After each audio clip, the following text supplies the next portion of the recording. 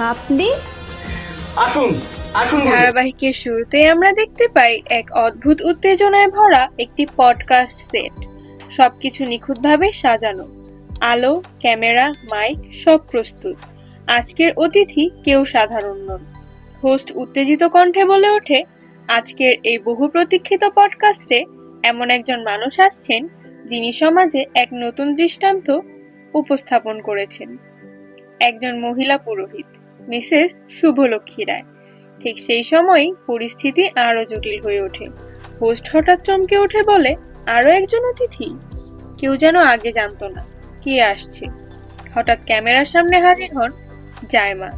স্টুডিওতে মুহূর্তেই চাপা উত্তেজনা ছড়িয়ে পড়ে।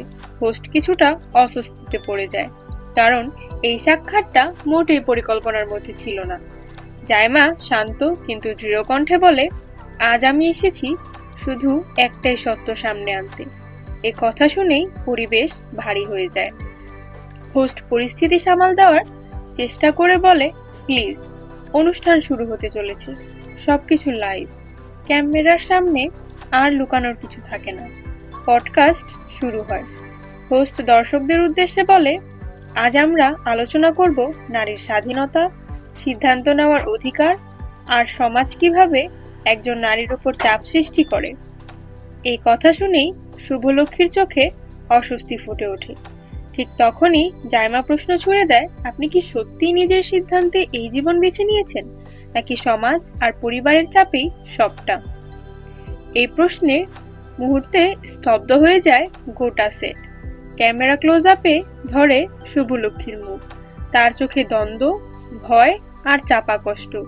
সে ধীরে ধীরে বলে, সব সিদ্ধান্ত কি সত্যিই নিজের হয়?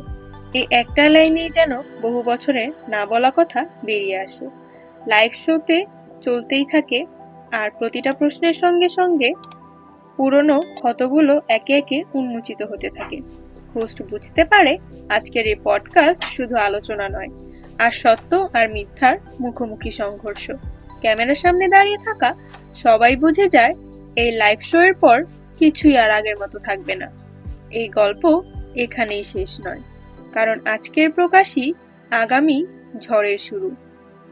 পরবর্তী পর্বে অপেক্ষা করছে আরো বড় চমক।